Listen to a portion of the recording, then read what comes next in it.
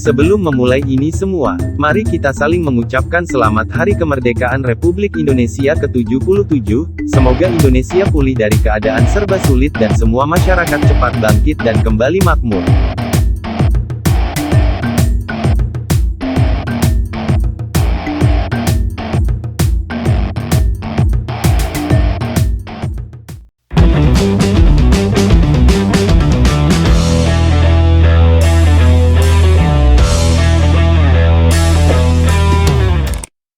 Berikut beberapa konspirasi yang terjadi di Indonesia. 1. Operasi intelijen. Pada tahun 1988 sebuah peristiwa terjadi di Republik ini. Sepekan sebelum sidang umum MPR, Benny Murdani yang menjabat sebagai Panglima ABRI tiba-tiba dicopot dari jabatannya.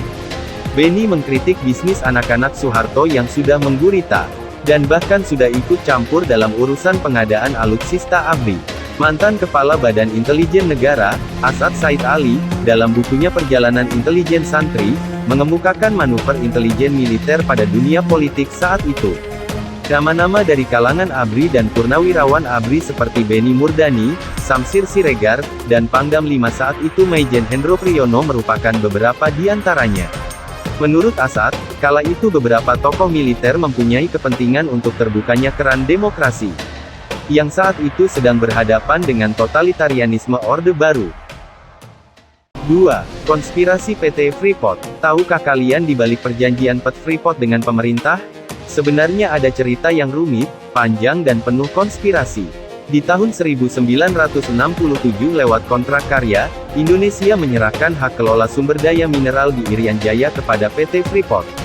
Itulah bagaimana gunung emas bernilai miliaran dolar AS menjadi pundi-pundi kekayaan Freeport.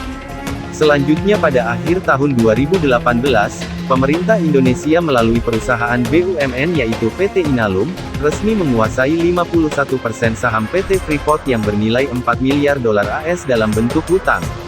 Dan BUMN itu yakin bisa melunasi utang tersebut lebih cepat dari perkiraan. Bagaimana pendapat kalian? Silahkan kalian hitung di samping warung kopi di Puncak Jaya di Papua. 3. Skenario wabah dan lockdown. Beberapa waktu lalu seluruh dunia dibuat panik dengan wabah corona dan istilah lockdown. Ditemukan satu dokumen yang sangat kredibel yang dibuat 12 tahun lalu yang isinya berupa skenario lockdown yang dibuat oleh Rockefeller Foundation. Apa yang terjadi saat wabah menggila adalah panik global, orang-orang pasang masker, cek temperatur sebelum masuk gedung, toko-toko tutup dan ekonomi runtuh. Sangat persis dengan skenario pada dokumen kredibel tersebut. Dokumen Rockefeller Foundation ini bisa kalian download di situs akademisiakademia.edu. Pada tahun 2010 itu mereka menskenario dengan kedok kajian akademis. Mereka menskenario terjadinya wabah 2 tahun kemudian dan menggunakan kata spesifik yaitu wabah mirip flu yang berbeda dari sebelumnya. Persis seperti itulah COVID-19. Wabah mengakibatkan industri pada mati, rantai suplai dunia hancur. Hebatnya lagi, Cina disebut sebagai negara pertama yang akan melakukan lockdown akibat virus tersebut.